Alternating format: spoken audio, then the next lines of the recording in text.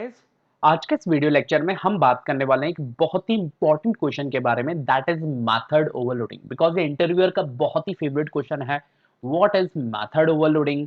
What is difference between method overloading and method overriding? तो इस video lecture में हम कॉन्सेंट्रेट करने वाले हैं मेथड ओवरलोडिंग पे, जिसे हम प्रैक्टिकल इंप्लीमेंट करके समझने वाले हैं। तो सबसे पहले हम एक क्लास बना लेते हैं and the name of my class is calculator. तो यहाँ पे हम कैलकुलेटर नाम की एक क्लास बना रहे हैं and as we all know that कि calculator is a user defined data type. Calculator यहाँ पे एक यूजर डिफाइंड डेटा टाइप है और इस क्लास में मैं कोई भी डेटा मेंबर्स नहीं लेना चाहता हूँ, जस्ट हम यहाँ पे फंक्शंस को ओवरलोड करेंगे। तो मेथड को ओवरलोड हम करने वाले हैं। तो यहाँ पे पब्लिक एक्सेस स्पेसिफायर में मैं कुछ फंक्शंस बनाता हूँ। So void is the return type. So void is the return type of my function, and sum is the name of my function, and it has two parameters a and b, and both parameters is of integer type. So मैंने यहाँ पर एक sum नाम का function बनाया है जिसमें void मेरा रिटर्न टाइप है और इसमें दो पैरामीटर्स है a and b. So declaration part मैं क्लास स्कोप के अंदर रखूंगा एंड डेफिनेशन पार्ट मैं क्लास स्कोप के बाहर रखना चाहता हूँ। एक फंक्शन में और यहाँ पे बनाता हूँ, तो मैं यहाँ पे लिखता हूँ int a comma int b, int a comma int b comma int c. सो यहाँ पे हमने int a int b int c means that हमने तीन पैरामीटर्स लिए a b c and a b c is of integer types. जो हमारे तीनों parameters हैं वो इंटीजर टाइप के हैं। ओके एक फंक्शन में और यहाँ पे बनाता हूँ that is void sum and it have int or we can write here float। so हम float डेटा टाइप्स के यहाँ पे बनाते हैं float a and float b and float c and float d। Okay so हमने यहाँ पे तीन फंक्शन बनाए हैं। और तीनों फंक्शन के नेम हमारे सेम है दैट इज सम। हमने तीनों फंक्शन का नेम यहाँ पे सेम रखा है बट यहाँ पर जो हमारे तीनों फंक्शंस है all three functions have different parameter list. ठीक है सो जो है इनकी पैरामीटर लिस्ट है वो डिफरेंट है। So all function have same name but have different parameter list. So parameter list जो है यहाँ पे डिफरेंट है और हम कह सकते हैं कि यहाँ पे जो हमारे फंक्शंस हैं उनका नेम तो सेम है लेकिन उनका सिग्नेचर या फिर हम कह सकते हैं उनका प्रोटोटाइप जो है सेम नहीं है। सो हम कहेंगे यहाँ पे कि हमने सम फंक्शन को यहाँ पर ओवरलोड किया है।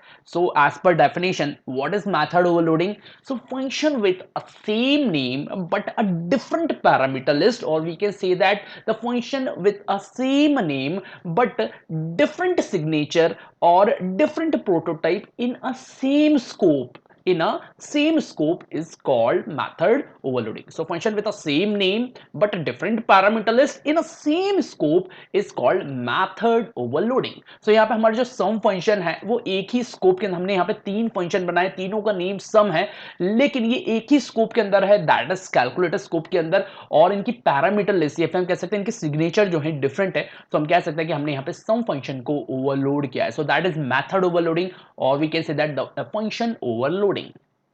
So यहाँ पर हमने sum function को यहाँ पर overload किया है।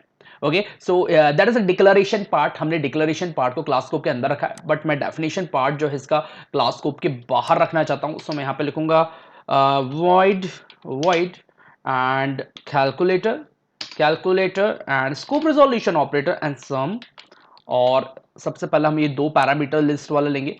सो मैं इसे कॉपी करता हूं एंड कंट्रोल वी एंड इसकी डेफिनेशन पार्ट में क्लास स्कोप के बाहर दे रहा हूं। मींस दैट मैंने ऑफलाइन फंक्शंस बनाए जिसमें डिक्लेरेशन पार्ट क्लास स्कोप के अंदर है और डेफिनेशन पार्ट में क्लास स्कोप के बाहर रखना चाहता हूं। सो मैं लिखूंगा cout sum is okay so sum is just हम यहां पे प्रिंट करेंगे सम इज और A plus B and L. So just हमने एक डेफिनेशन पार्ट दी है यहां पर। इसे अगेन मैं कॉपी करता हूं पेस्ट एंड एक पैरामीटर और हम यहाँ पे ले लेते हैं दैट इज इंट सी और a plus B plus C and एक फंक्शन और है यहाँ पे हमारा। सो कंट्रोल वी और यहाँ पे इनकी जगह हम करेंगे फ्लोट। सो मैं इसे कॉपी कर लेता हूँ। सो हम इसे कॉपी कर लेते हैं। So control C okay so control C and control V. So हम थोड़ा स्मार्ट वो करते हैं यहाँ पे। सो हमने इसे कॉपी कर लिया है और a plus B plus C plus D. So यहाँ पे हमने तीन फंक्शन बनाए हैं, तीनों फंक्शन का नेम हमारा सम है और हमने इनकी डेफिनेशन पार्ट जो है क्लास स्कोप के बाहर दी है और इसका डिक्लेरेशन पार्ट जो है क्लास स्कोप के अंदर है। सो हमें पता है कि as per ways of defining member function इसे हम ऑफलाइन फंक्शंस बोलते हैं, जिसमें डिक्लेरेशन पार्ट क्लास स्कोप के अंदर रहता है और डेफिनेशन पार्ट क्लास स्कोप के बाहर रहती है। सो यहाँ पे हमने फंक्शन को ओवरलोड किया, सम फंक्शन को ओवरलोड किया था, means that the function with the same name but a different parameter list in a same scope is called method overloading. तो सम फंक्शन को यहाँ पर हमने ओवरलोड किया है। ओके, सो हम कैलकुलेटर क्लास का यहाँ पर ऑब्जेक्ट बनाते हैं लाइक सी, और मैं सी जो हमारा सी ऑब्जेक्ट है, जो सी इंस्टेंस है, उससे सम फंक्शन को कॉल करना चाहता हूँ। सो मैं लगाऊंगा dot operator and sum. So sum function को मैं कॉल करता हूँ और अभी मैं इसमें पास करने वाला हूँ दो पैरामीटर्स 2 एंड 4। सो डेफिनेटली मुझे 2 + 4 दैट इज 8 मिलेगा। सी डॉट सम मैं यहाँ पे पास करता हूँ 4, 5, 6। ओके, और सी डॉट सम और इसमें हम 4 पैरामीटर्स पास करेंगे। सो 4.5, 5.6, 3.2 एंड 9.8। सो हमने कितने पैरामीटर्स यहाँ पे पास किए? 1 2 3 4। So okay, so on the basis of the parameter list, on the basis of the parameter list हमारा जो कंपाइलर होगा वो कंपाइल टाइम पे ही पहचान जाएगा कि उसे कौन से सम फंक्शन को कॉल करना है। मींस दैट उसे किसी प्रकार की कोई प्रॉब्लम नहीं होने वाली है। On the basis of parameters, parameters के बिहाफ पे वो पहचान जाएगा कि उसे कौन से फंक्शन को कॉल करना है। मींस दैट यहाँ पे फंक्शंस का नेम तो सेम था बट उनका सिग्नेचर डिफरेंट है। मींस दैट उनकी पैरामीटर लिस्ट डिफरेंट थी। On the basis of parameters वो समझ गया कि उसे कौन से फंक्शन को कॉल करना है। सो यहाँ पे किसी प्रकार की कोई कंफ्यूजन स्टेज नहीं क्रिएट होगी। सो हमें किसी प्रकार का कोई एरर यहाँ पे नहीं मिलने वाला है। कंपाइलर हमारा समझ जाएगा उससे कौन से फंक्शन को कॉल करना है। सो वो प्रॉपर वर्क करेगा और and yes we get the answer. So sum is 6, 15 and 23.1. So ये हमारा प्रॉपर वर्क कर रहा है। So ये हमारा प्रॉपर वर्क कर रहा है और हमें कोई भी एरर नहीं मिला। So यहाँ पे हमने क्या किया, हमने सम फंक्शन को ओवरलोड किया इन अ सेम स्कोप। हमने एक सम नाम का फंक्शन बनाया। So हमने कितने फंक्शन बनाए टोटल? यहाँ पे 3 फंक्शन बनाए और तीनों हमारे कैलकुलेटर क्लास के, तीनों का नेम हमारे यहाँ पे सम था but parameter list because different थी।